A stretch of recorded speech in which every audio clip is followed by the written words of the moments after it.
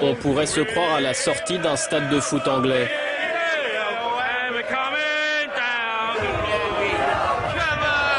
Il n'est pas encore midi, la bière coule à flot depuis le début de la matinée. Mais ce jour-là, dans cette lointaine banlieue nord de Londres, les slogans n'ont rien à voir avec le sport. La cible de ces manifestants au look de hooligan, c'est la charia, la loi islamique. This is it. Fuck Shearer. This is our fucking flag. This is our fucking country. Come on, you cunt. Our country. Ces militants appartiennent à une organisation radicale anti-islam qui gagne du terrain en Grande-Bretagne.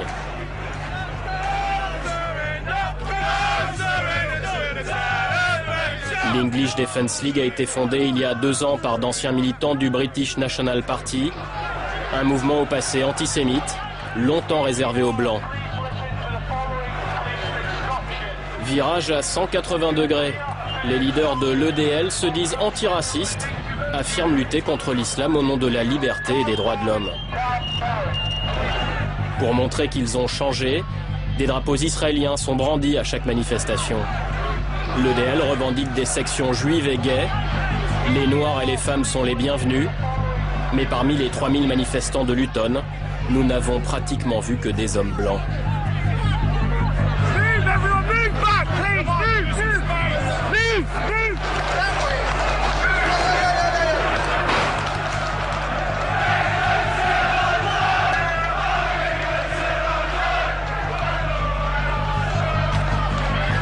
L'English Defence League, c'est la version trash de ces nouveaux populismes anti-islam.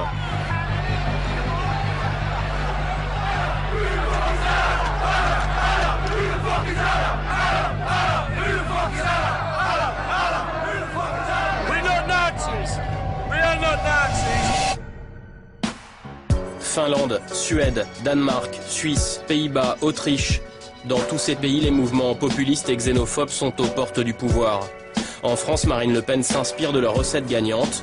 Tourner le dos aux nostalgiques du Troisième Reich et cibler l'islam comme l'ennemi public numéro 1. Enquête sur cette déferlante qui gagne peu à peu toute l'Europe.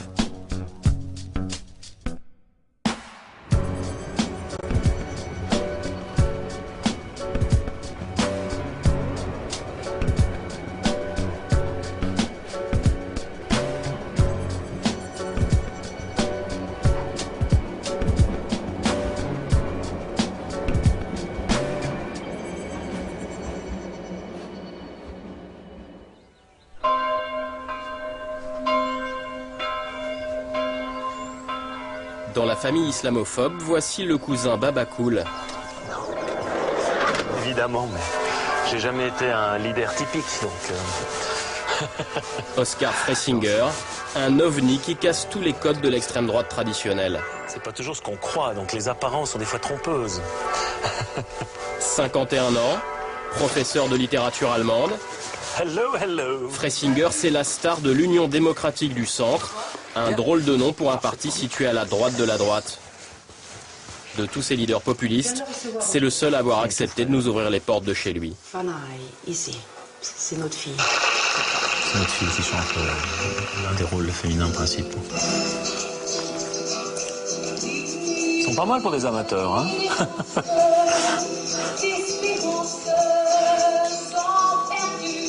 Le père modèle est moins tendre quand il parle d'islam.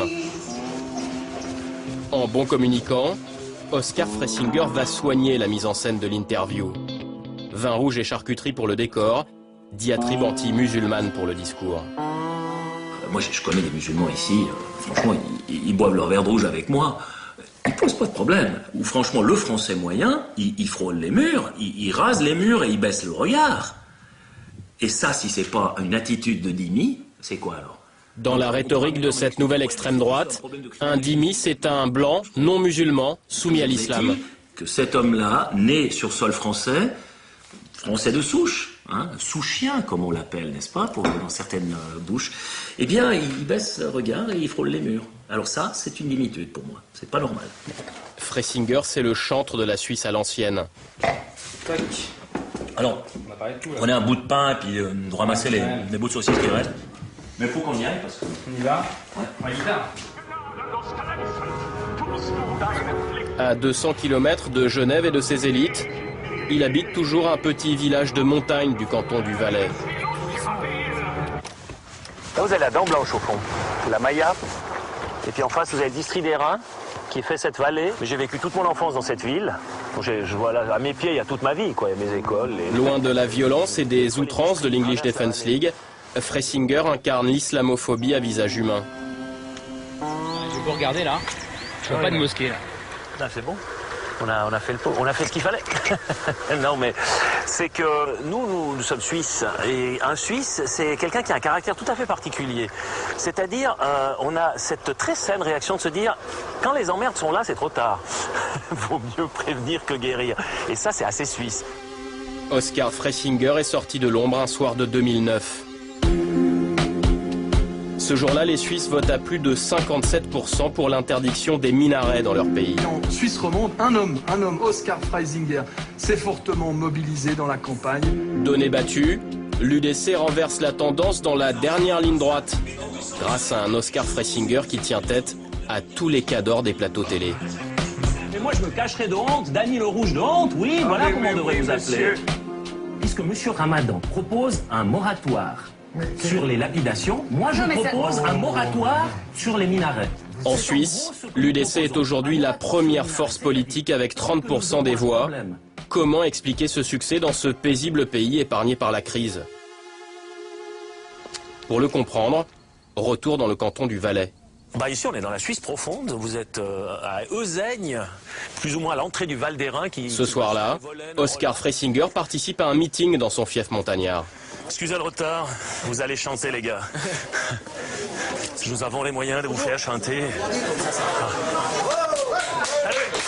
Dans cette commune rurale, sans histoire et sans immigrés, l'UDC fait 30% des voix. Salut. Alors, bonsoir à tous. J'aimerais, en préambule, avant toute chose, bien sûr, que tout le monde se lève pour le traditionnel hymne national. Quand le soleil annonce un brillant réveil. Mélanger tradition et look rock'n'roll, c'est l'une des techniques de l'UDC pour brouiller les pistes.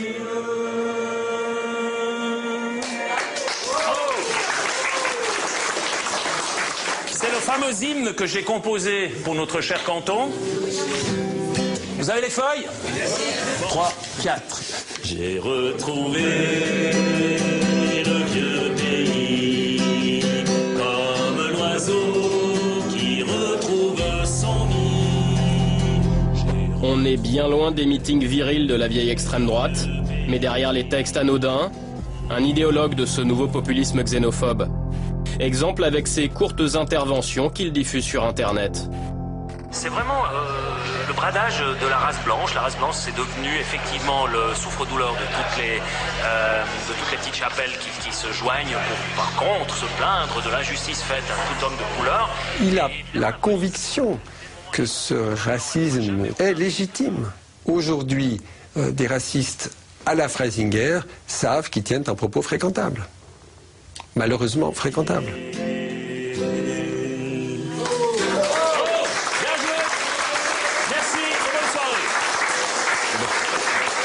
Tous ces partis populistes affirment lutter contre l'islam au nom de la défense des libertés occidentales.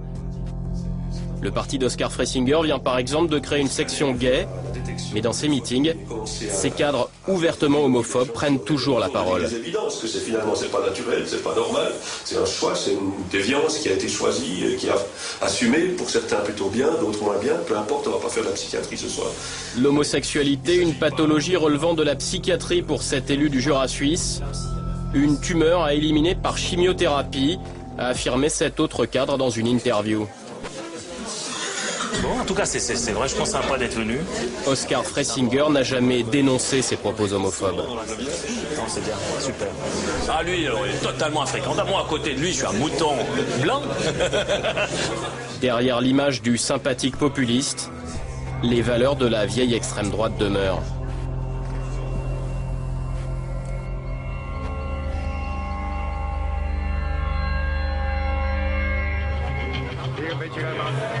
Ce populisme islamophobe est né dans un pays réputé pour sa tolérance, mais les Pays-Bas ont changé.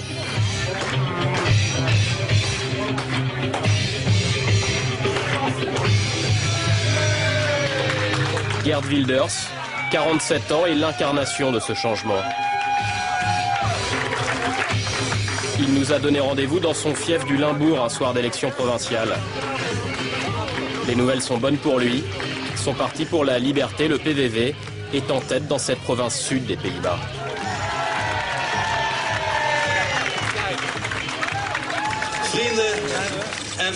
Chers amis, mesdames et messieurs, notre parti pour la liberté est en marche et nous volons de succès en succès. On ne peut plus imaginer la politique dans notre pays sans le PVV. Merci pour tout. Après à peine 5 ans d'existence, le parti de Geert Wilders est déjà la 3e force politique du pays. Mon parti prouve que si vous êtes dur sur la question de l'islam, que si vous ne dépassez pas les frontières de l'extrémisme, vous pouvez gagner beaucoup de soutien. Parce que les gens aux Pays-Bas, comme partout en Europe, en ont marre de cette élite politicienne qui ignore les problèmes du multiculturalisme. Issu de la droite classique, Wilders s'est converti au populisme anti-islam.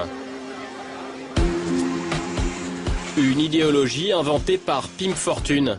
Militant de la cause homosexuelle, adversaire revendiqué de l'islam, il a révolutionné la scène politique néerlandaise. Après ses premiers succès électoraux, il est assassiné en 2002. 2 ans plus tard, c'est le réalisateur d'un film islamophobe qui est abattu en pleine rue. Geert Wilders essaye d'incarner cette force politique qui fait bouillir la cocotte minute du politiquement correct néerlandais, qui est extrêmement fort et extrêmement ancien, pour prendre la suite de Pim Fortuyn dans le rôle du trublion qui dit les vérités qui fâchent. La vérité version Wilders, ça donne cette compilation censée prouver que l'islam modéré n'existe pas. Le film a été vu des centaines de milliers de fois sur Internet.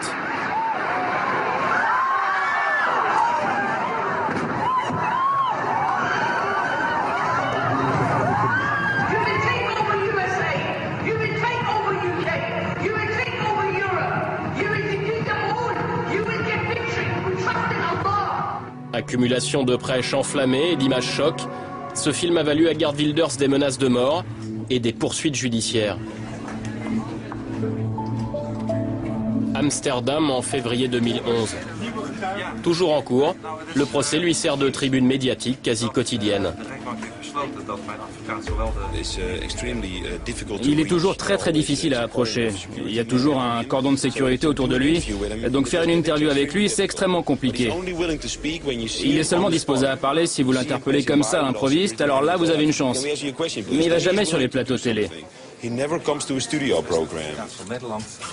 Geert Wilders ne passerait jamais 2 nuits d'affilée au même endroit. Malgré les menaces, il compare toujours le Coran à Mein Kampf et voit en l'islam une culture arriérée. Le Mozart musulman, le Bill Gates musulman, il n'existe pas. Parce que sans liberté, il n'y a pas de créativité.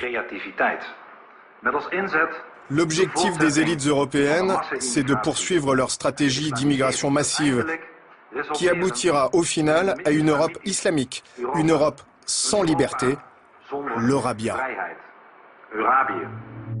Eurabia, une théorie conspirationniste inventée par Bati Ehor. Cet essayiste britannique dénonce une prétendue islamisation de l'Europe avec la complicité de ses dirigeants.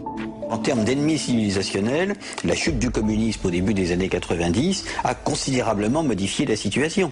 Le monde ne s'ordonnance plus aujourd'hui autour du combat du monde libre contre le monde communiste. Et d'où effectivement l'apparition de l'islam, remplaçant en quelque sorte la menace communiste dans le logiciel idéologique de ces populismes xénophobes. Aux Pays-Bas, le mouvement de Geert Wilders est aujourd'hui incontournable. En septembre dernier, il signait un accord avec la droite au pouvoir. Un soutien sans participation au gouvernement. Dans les prochaines années, nous aurons une influence majeure aux Pays-Bas. En échange de l'appui des députés du PVV, le gouvernement s'est notamment engagé à restreindre drastiquement l'immigration. Une victoire politique parmi d'autres pour Geert Wilders.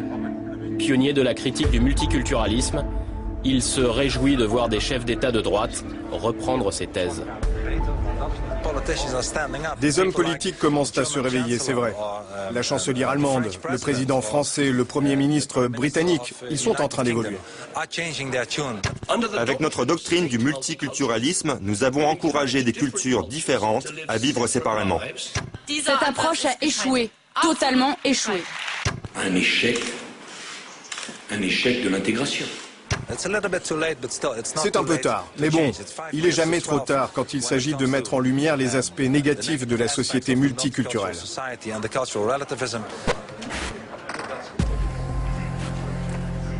Derrière la chevelure peroxydée, un gourou. Dans son parti, Geert Wilders décide de tout sans en référer à personne. Un ancien proche témoigne. Wilders, en gros, c'est le trésorier, c'est le patron. Donc c'est lui et lui seul qui fait la loi. Et tout ça pour une seule raison. Il a toujours peur que quiconque remette en cause son leadership. Trop critique à l'encontre du chef, cet ancien cadre du PVV a été écarté. En manque de candidats, Wilders a promu des amateurs sans enquêter sur leur passé. En novembre dernier, un scandale éclabousse son parti pour la liberté. La presse révèle les démêlés avec la justice de 7 de ses parlementaires. Mr. Lucassen, for French TV. Abus sexuels et menaces sur ses voisins pour cet élu. Cet autre député du PVV a été mis en examen pour des violences présumées sur sa femme enceinte. Geert Wilders sera contraint de présenter ses excuses.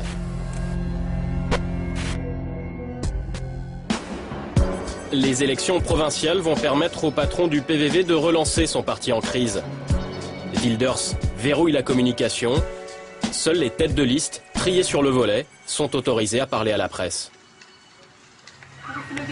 Est-ce que je pourrais avoir une tasse de café? Nous sommes à Ruyver. J'attends Geert Wilders.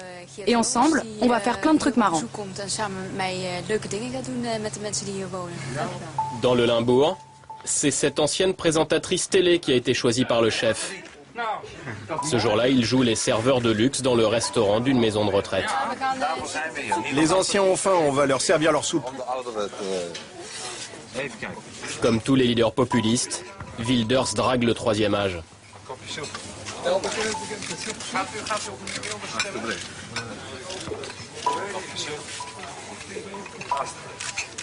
Les personnes âgées, l'immigration, l'islam, le triptyque gagnant de tous ces leaders populistes.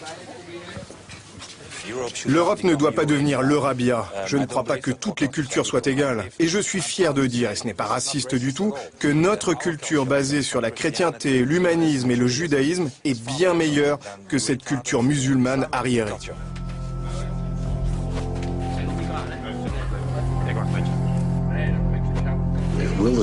Si Wilders devenait Premier ministre, il essaierait d'irriter les musulmans. Il essaierait de les provoquer. Il n'aurait même pas peur de déclarer la guerre à l'islam.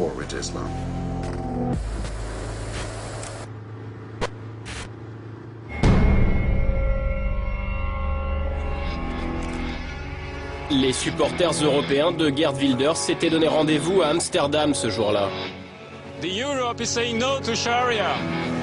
Première manifestation pour ce collectif baptisé Stop Sharia, un mouvement européen contre la loi islamique. Attendu comme le Messie, un certain Tommy Robinson. Ce jeune Anglais de 28 ans est le fondateur de l'English Defence League. On n'est pas des hooligans, on est des gens normaux. C'est un triste jour pour la démocratie. Regarde, aujourd'hui je dois porter un gilet pare-balles. C'est quoi le message? Qu'il faut se protéger pour s'opposer à l'islam? L'English Defence League va propager son message partout dans le monde contre l'islam militant. Que Dieu bénisse nos soldats, qu'il les ramène sains et saufs à la maison. Et nous on luttera contre l'islam partout où il pointe sa sale face moyenâgeuse. Discours radical, style de prédicateur. En 2 ans, Tommy Robinson est devenu une star dans le petit milieu islamophobe européen. L'English Defence League, un mouvement sulfureux qui inquiète et fascine la Grande-Bretagne.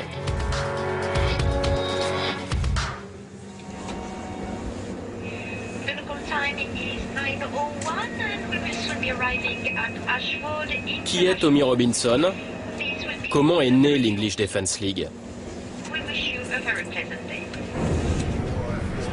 Le fondateur du mouvement nous a donné rendez-vous à Londres. Comme tous ces nouveaux leaders populistes, Tommy Robinson refuse l'étiquette d'extrême droite, d'autant qu'ici les nationalistes n'ont jamais réalisé de gros scores. French TV. French TV, yeah. Bonjour. Dans des pays comme la Suisse, la Suède ou les Pays-Bas, ils ont des partis populistes. Donc les citoyens de ces pays peuvent s'exprimer dans les urnes. Nous, on n'a pas cette chance ici, on n'a pas de parti. C'est pour ça qu'on est dans la rue. L'English Defence League recrute principalement parmi les blancs déclassés. Le discours de ces militants est bien rodé. Je ne veux pas que mes enfants à l'école soient obligés de manger halal, juste pour faire plaisir à des musulmans. Ici, c'est un pays chrétien et j'espère bien qu'il le restera. Tommy Robinson est devenu le porte-parole de cette classe ouvrière qui voit en l'islam la cause de tous ses problèmes. L'EDL est né dans le fossé qui s'est creusé entre nos politiciens et notre classe ouvrière. Aucun de nos hommes politiques ne sait ce que c'est de vivre là où on vit. Nous, on vit dans les banlieues, avec l'islam. Pour comprendre l'aura de Tommy Robinson et le succès de l'English Defence League, il faut se rendre à Luton, là où tout a commencé. Dans cette banlieue nord de Londres, les usines ont fermé. La ville où cohabitent 70 nationalités jouit d'une triste réputation, celle d'être le berceau du terrorisme islamiste en Grande-Bretagne. 7 juillet 2005, 4 explosions font 58 morts et plus de 700 blessés dans les transports publics londoniens. Plusieurs auteurs de ces attentats ont grandi à Luton. L'EDL y est né 5 ans plus tard, un jour de parade militaire. Des soldats britanniques revenus d'Afghanistan défilent dans le centre-ville. Ils sont pris à partie par un petit groupe de musulmans radicaux baptisé Al-Muhajiroun. Ils tenaient des affiches disant « On devrait décapiter les soldats britanniques, ce sont des bouchers, ce sont des traîtres, qu'on devrait tuer et envoyer en enfer ». Beaucoup d'habitants de Luton ont trouvé ça très insultant et ça a tourné à l'émeute. Un cousin de Tommy Robinson prend part aux violences. Les 2 hommes poursuivent le combat sur Internet. Ils créent un groupe sur Facebook, l'English Defence League. 2 ans et 40 manifestations plus tard, il compte 86 000 fans. Pour certains, Luton serait devenu un symbole du choc des civilisations. Les blancs déclassés de l'EDL d'un côté, les islamistes d'Al-Muhajiroun de l'autre.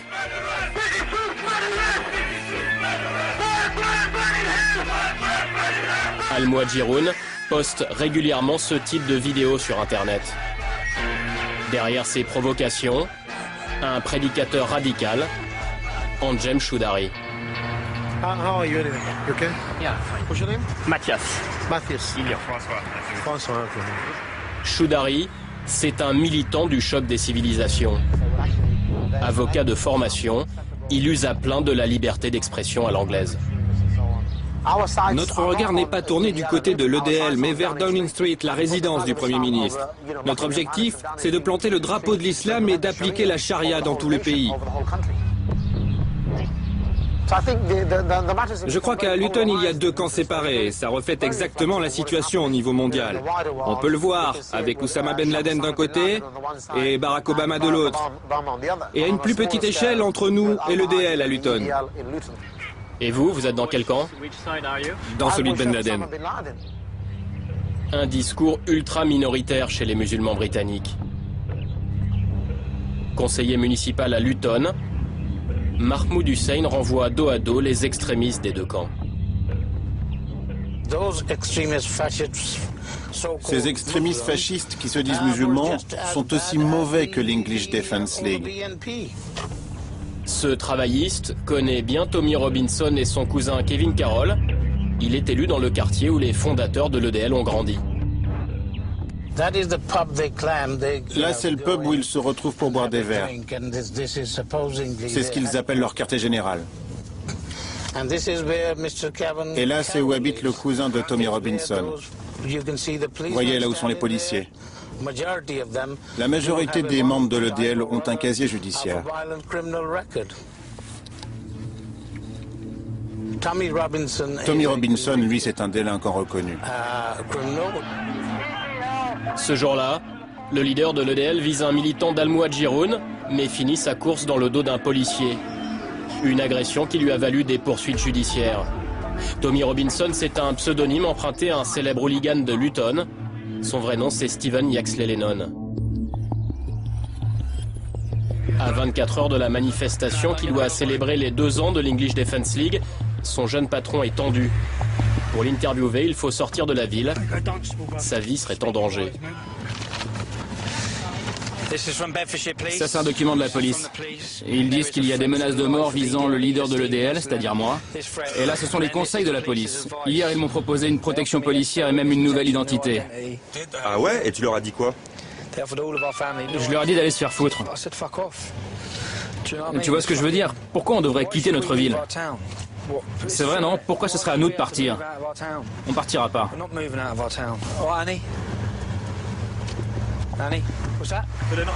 Info ou intox, Tommy Robinson, c'est un spécialiste des histoires difficiles à croire, censé prouver l'islamisation de sa ville. Ma cousine a été violée et prostituée par un gang musulman. Du coup, maintenant, elle a 7 enfants et elle porte la burqa. Et ça arrive à tout le monde. Hein. Lui, il a une histoire personnelle. Lui aussi, là-bas. Sa sœur, à lui, a été poignardée.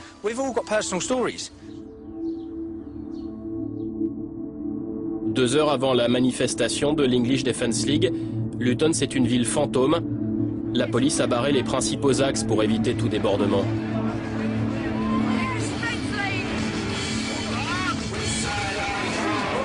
Sur la place principale de la ville, 3000 fans sont venus écouter le prêche anti-islam de Tommy Robinson.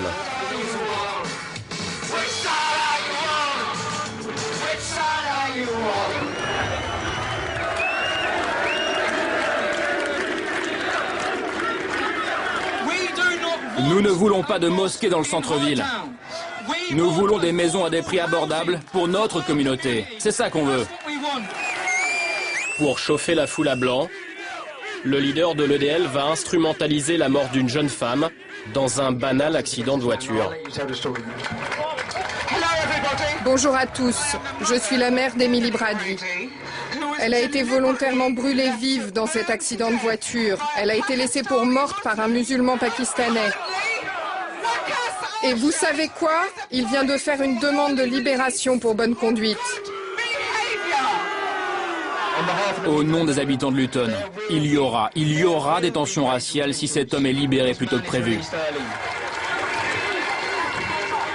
Ce jour-là à Luton, l'invité vedette du meeting a de quoi surprendre.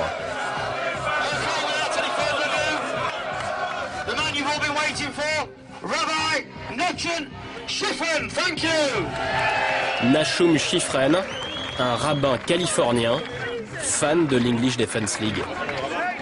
EDL friends, my dear EDL friends, I was asked by the leftist, scurrilous, communist BBC, how can you, as a rabbi, as a Jew, be with the EDL? And my answer is, because I am with the EDL.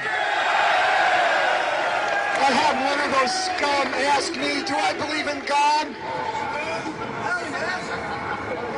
And I said, yes. And he says, well, what about Allah? I said, because Allah is not God.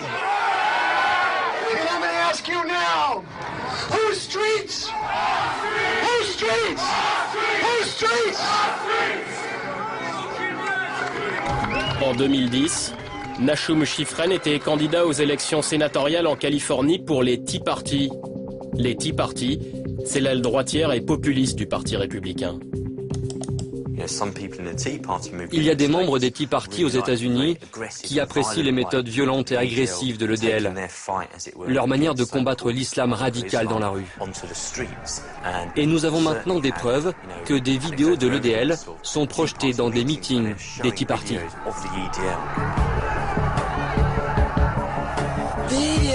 L'EDL, c'est la quintessence des Tea Party. Elle représente tout ce qu'on essaie de mettre en place aux États-Unis. Un effort commun pour faire barrage à la charia et au djihad. C'est ça que les Tea Party essaient de faire.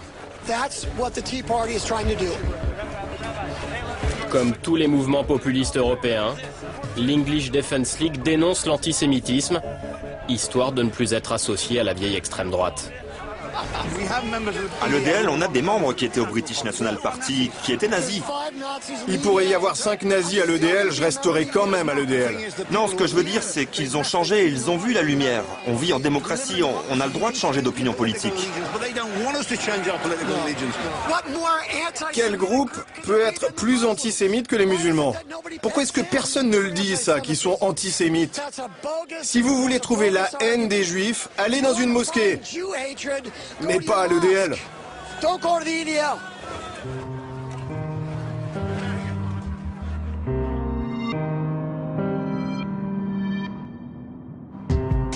Impensable il y a quelques années encore, Israël est devenu un lieu de pèlerinage pour les leaders de la droite populiste européenne.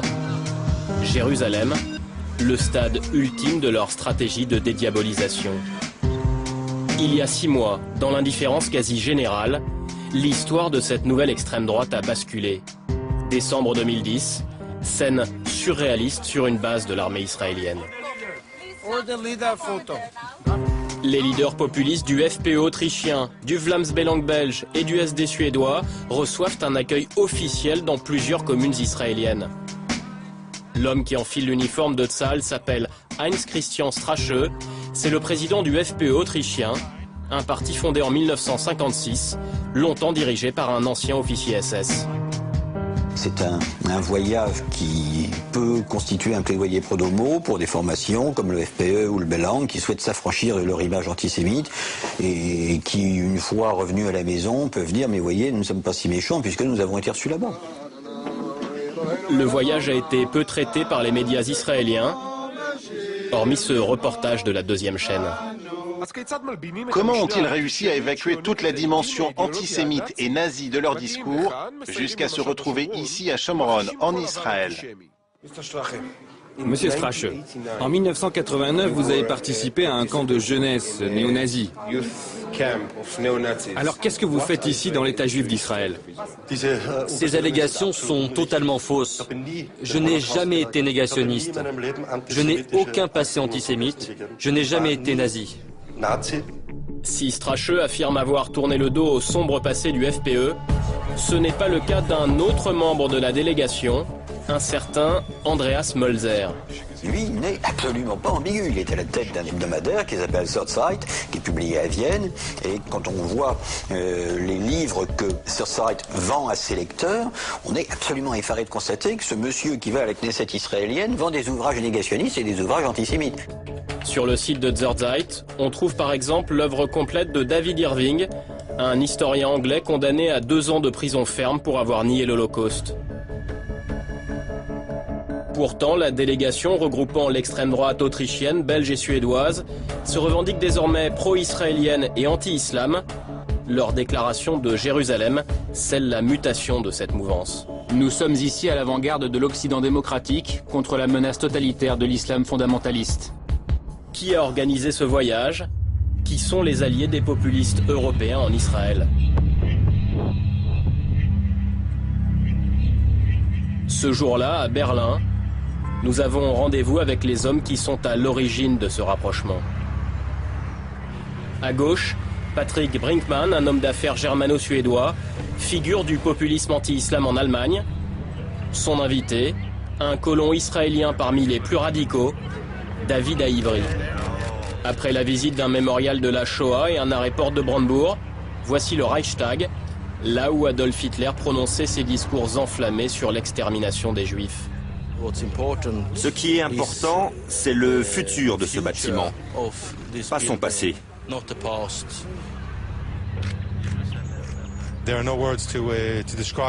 Il n'y a pas de mots pour décrire combien c'est dur pour moi, en tant que juif, de visiter l'Allemagne et de me remémorer le sombre passé que nous partageons ensemble.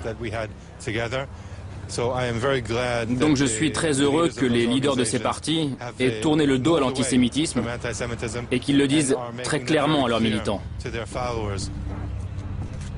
À 3000 km de là, un checkpoint au sud de Naplouse, en Cisjordanie. C'est ici que nous retrouvons David Haïvry. Depuis le voyage des leaders populistes à Jérusalem en décembre 2010, les visites s'enchaînent, toutes organisées par des membres de l'extrême droite israélienne.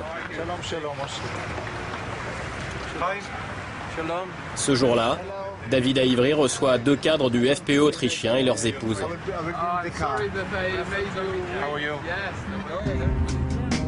Au programme, un tour des colonies juives implantées en Cisjordanie. Première étape, un rassemblement de colons parmi les plus radicaux du pays. David Haïvry est leur porte-parole. Quand les enfants d'Israël sont arrivés sur cette terre, sous l'autorité de Joshua, ils se sont tous rassemblés ici entre ces 2 montagnes. Haïvry, un activiste controversé en Israël, connu pour s'être réjoui à la télévision de l'assassinat d'Yitzhak Rabin, il a aussi été condamné à 6 mois de prison pour avoir profané une mosquée.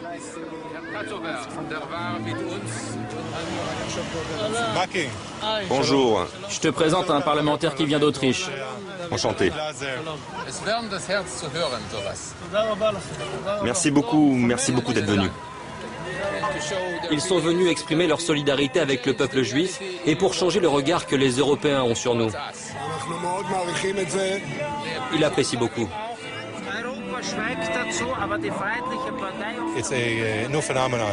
C'est une nouveauté pour nous les Juifs d'avoir des amis qui s'identifient à nos problèmes. Nous sommes à l'avant-poste du choc des civilisations entre l'Occident et l'Islam, puisqu'Israël représente la culture occidentale. Avant de quitter Jérusalem, nous avons un dernier rendez-vous. On tient à nous présenter l'homme qui a théorisé ce rapprochement entre les extrêmes droites européennes et israéliennes. Voici notre principal idéologue, le seul et l'unique, professeur Hillel Weiss. Pour empêcher la création d'un État palestinien désormais soutenu par les chefs d'État européens, l'ultra-droite israélienne est prête à toutes les alliances. Ces amis, qui ont peut-être été nazis dans un passé récent, sont bien moins dangereux et sont beaucoup plus utiles que Merkel ou tous les autres comme Cameron. C'est une honte parce que vous, les Européens, vous êtes en train de faire un nouvel holocauste en soutenant les Arabes contre les Juifs. Le musulman en Europe, pour une fraction de la droite israélienne, est comparé aux nazis européens. C'est-à-dire qu'il poursuivrait le combat des nazis d'hier avec la même volonté exterminatrice et avec les mêmes schémas anti-juifs.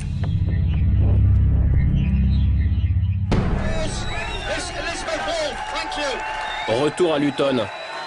À la fin du meeting de l'English Defence League, 2 militants français sont appelés à la tribune. Thank you very much. My name is Yann. I represent the Bloc Identitaire, the French movement against Islamization. When you want to say no to Islamization, politicians, journalists say you are racist, you are fascist. But today, the new fascism is a green fascism. The Islamic fascism. Nous sommes solidaires avec ce mouvement, qui est un mouvement ambitieux, jeune. Et en France, on a beaucoup de leçons à apprendre de ce mouvement anglais. Come on Europe, come on England, and no surrender to Islamic scum!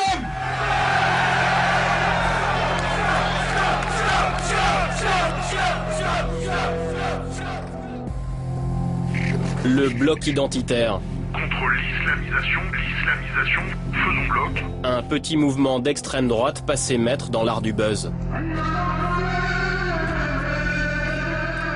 Faux appel du muezzin pour s'opposer à la construction de mosquées en France.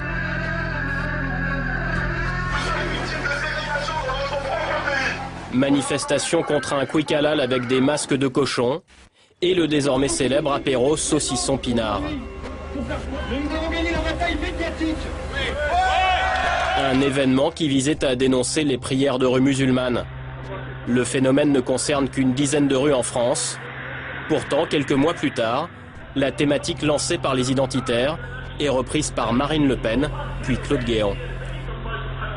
Ces occupations physiques du domaine public, qui interdisent les rues toutes les semaines, sont souvent accompagnées des haut-parleurs qui diffusent le prêche en arabe. Les prières dans les rues choquent un certain nombre de nos concitoyens. Parti groupusculaire, le bloc identitaire est un lobby influent, de la droite extrême à la droite classique.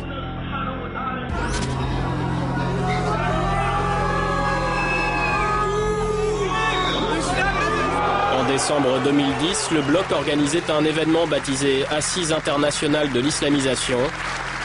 Des anti-islam du monde entier ont fait le déplacement. 40% des Bruxellois sont musulmans. 2 enfants sur 3 de moins de 15 ans sont musulmans. Le scénario d'une capitale européenne devenant une ville à majorité musulmane dans moins de 20 ans n'est donc pas de la politique fiction. Que cela soit clair, nous nous opposerons de toutes nos forces à toute volonté d'imposer dans nos pays les lois tribales des Bédouins du 7e siècle. Des militants belges, hollandais, russes, allemands, danois et américains défilent à la tribune, tous unis par une même obsession. Maybe today is the beginning of the end of Eurabia. We can have the United West. One team, one fight. Ein Team, ein Kampf. Una squadra, una lotta. One team, one fight. One team, one fight. Ce jour-là, la France est l'épicentre de la planète anti-islam. Gare de Lyon, un comité d'accueil musclé est là pour accueillir la star de ces assises, le Suisse Oskar Fressinger. Véritable menace ou extrême paranoïa, les militants du bloc identitaire sortent le grand jeu. Si vous voulez, on peut s'arrêter un peu plus loin de l'autre côté de la Seine et vous aurez le temps de... Ouais, alors il faudra juste s'arrêter parce que là, je sais pas...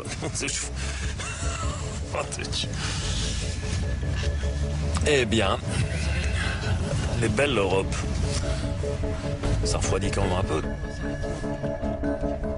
Depuis la victoire de son parti, l'UDC, lors du référendum sur les minarets, Oskar Fressinger est une référence pour tous les populistes européens.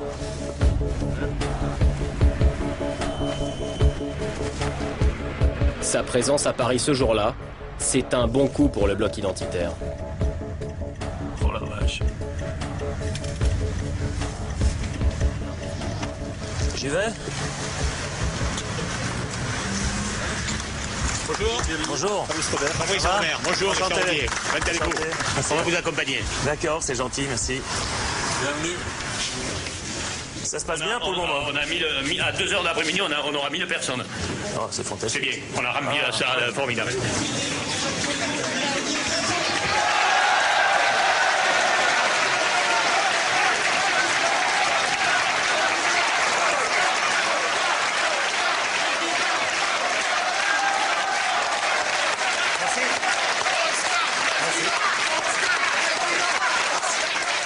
Je salue la France de Voltaire.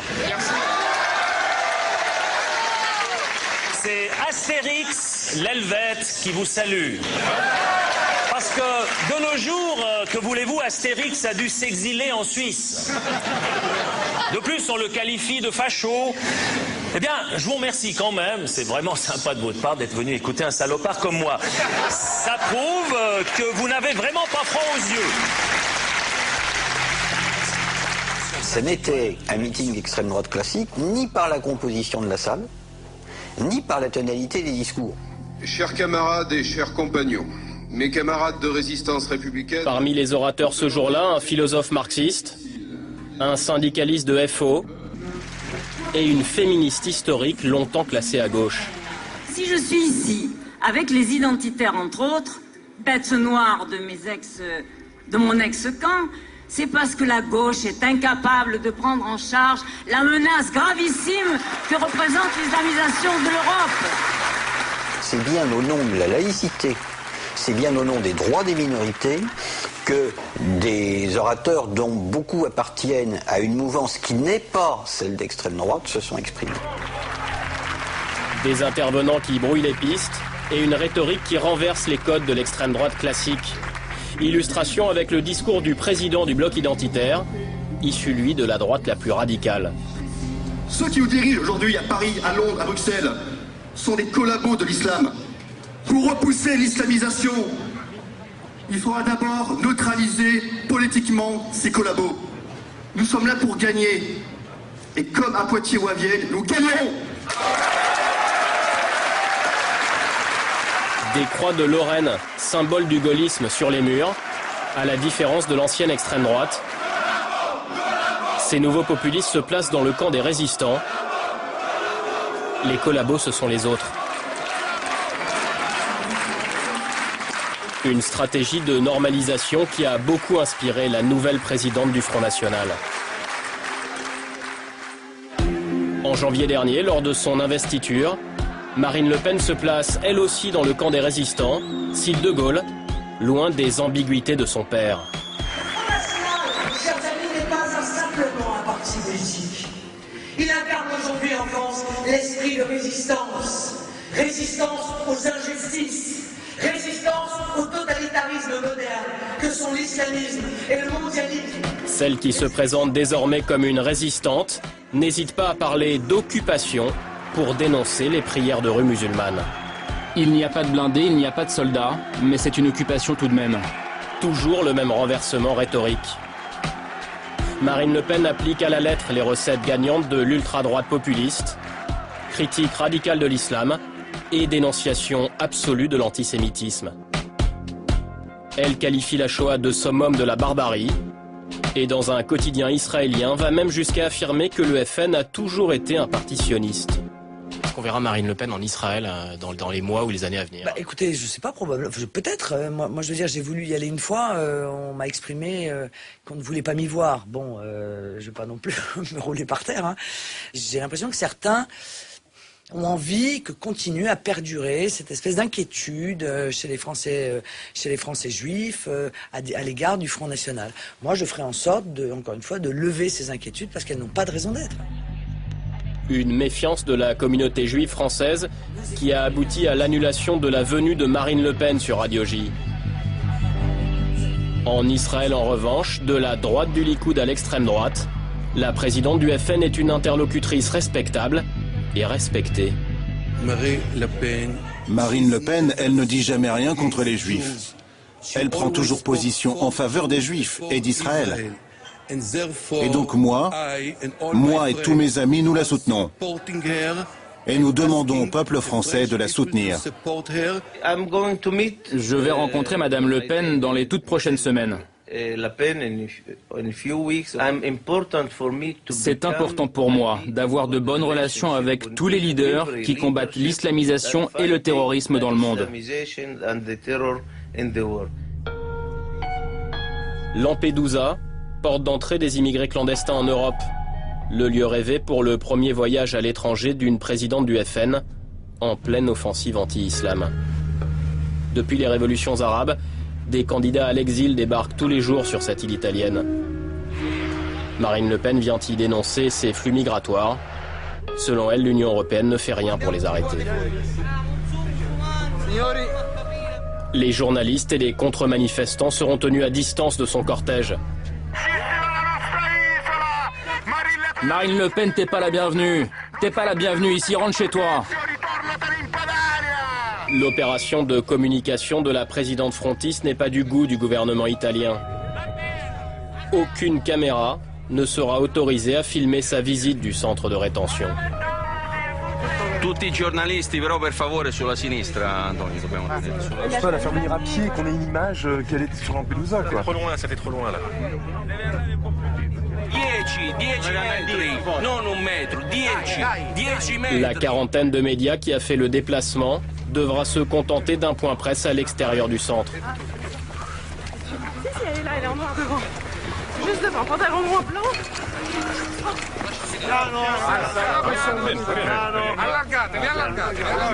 Ce serait peut-être la presse italienne avec le traducteur. Après la presse française en français, je veux dire. C'est-à-dire en deux groupes pour que tout le monde puisse travailler correctement. Ok ou pas?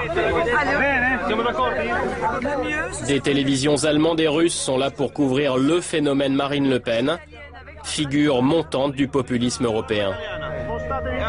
Lampedusa est la porte d'entrée de l'Europe. Moi, je pense qu'il faut mettre en œuvre immédiatement, de manière urgente, l'article 2.2 de Schengen, c'est-à-dire l'article qui permet, en cas de situation exceptionnelle, ce qui est le cas, de pouvoir à nouveau maîtriser nos frontières avec l'intermédiaire de douaniers. 2 mois plus tard, Nicolas Sarkozy envisage d'appliquer la solution de Marine Le Pen, rétablir momentanément les contrôles aux frontières françaises. Les alliances entre la droite et l'extrême droite, c'est une réalité depuis plus de 15 ans en Italie. Aux côtés de la présidente du FN ce jour-là, un ancien membre controversé du gouvernement Berlusconi. Cet élu de la Ligue du Nord a notamment été condamné pour avoir incendié un foyer de SDF étrangers. Madame Le Pen, elle représente une politique du 21e siècle et Monsieur Le Pen, c'est un ténor, comme on dit en Italie, de la politique française de l'autre siècle. Il y a une mue qui a lieu actuellement. Elle a encore des courants à l'intérieur, partiellement révisionnistes, voire antisémites. Ouais, c'est pas tout à fait du 18 carats, mais elle est en train, je pense, de réussir cette mue. Si elle ne réussit pas, le Front National n'a pas de futur. Et par contre, alors si c'est couronné de succès, elle sera un facteur politique important en France dans le futur. Aussi bien avec Marine Le Pen qu'avec M. Frasinger ou avec M. Wilders ou avec les partis scandinaves, on a véritablement affaire à des gens qui en plus n'ont pas les complexes historiques du camp des vaincus, tout simplement parce qu'ils n'y ont pas appartenu. Donc quand il n'y a pas l'opprobre de la collaboration, on est naturellement davantage dans une optique de conquête du pouvoir, sans aucun complexe théorique, sans aucun complexe idéologique. La déferlante populiste est en marche. Un peu partout en Europe, la droite s'allie ou discute avec cette nouvelle droite extrême. En France, le cordon sanitaire tient toujours. Pour combien de temps encore ?